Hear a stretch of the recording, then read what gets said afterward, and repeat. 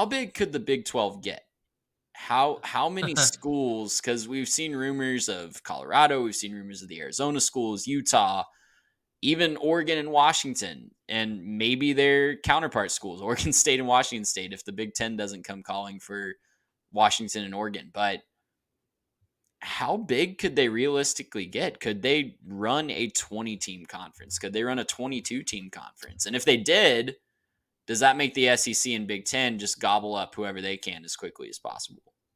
It's a good question. I mean, the Big 12 is at 14 teams, as I remembered painfully after I volunteered to write a one big thing for each team in the Big 12 for the And they'll be transfer at portal 12 website. next year. That's 14 for just this year. That's true. Yeah. So, my accounting had a slight error that I had to go back and fix, obviously. Yeah. So this would get them to 16, hypothetically. If they bring on UConn and San Diego State, Texas and Oklahoma leave, this would get them to 16.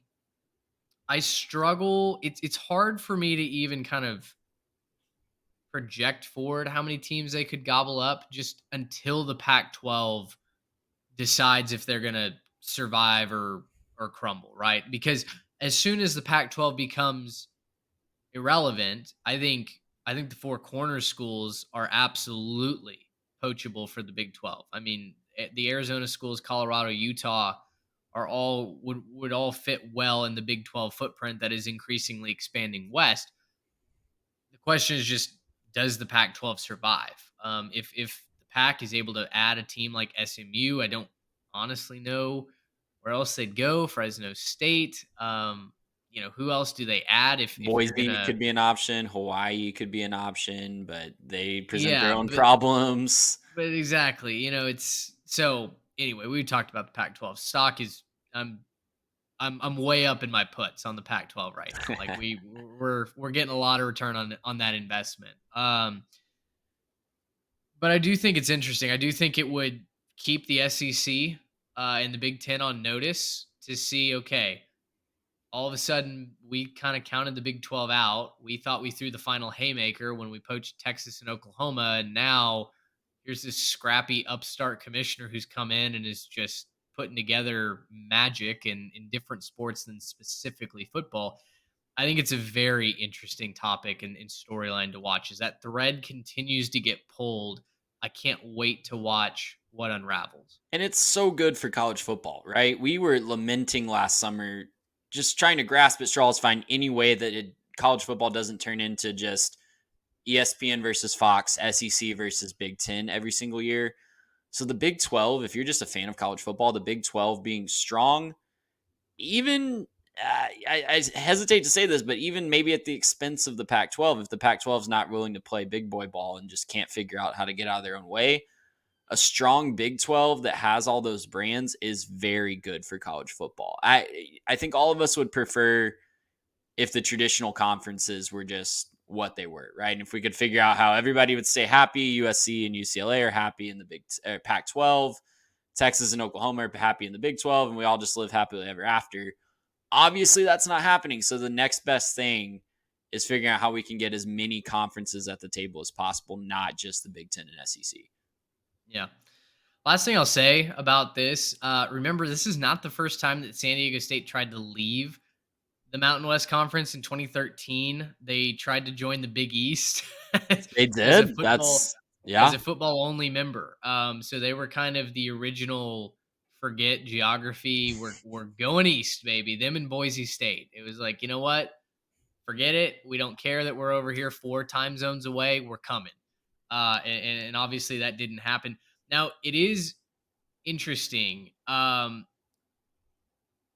As far as the media rights deal goes, a lot of he said, she said in this, but one thing to keep your eye on, Thamel wrote that the Pac 12 is, while they haven't committed to San Diego State as far as bringing them on board, they haven't extended them an offer.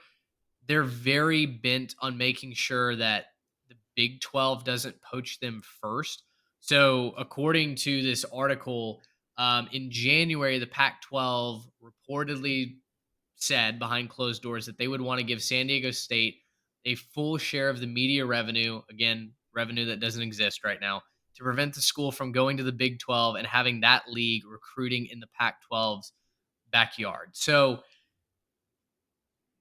you got to have the money first, though. That I think San Diego State gets to say, especially if they do have this secret behind the, under the table, behind closed doors agreement with the Big 12, they get to say, show me the money to the Pac 12. And if they don't like having their football and basketball games broadcast on Ion, smell ya. We're going to the Big 12.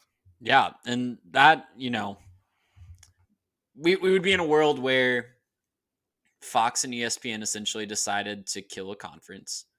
That would be a very sad world to live in. But the reality is, Pac 12 also for over a decade was really happy just smelling its own scent and feeling like they were, the top dog because Stanford was winning a lot of polo titles or whatever Stanford's doing up there. And not really doing anything of consequence and not keeping up with the times and not getting on board conference networks. Larry Scott ran that thing into the ground and basically forced ESPN to not have a choice to back this media rights deal. So, we can lament the loss of a conference. We can lament the loss of a very historic conference. That's a sad day for college football if the Pac-12 does crumble. But do they have anyone to blame but themselves? I really don't think so.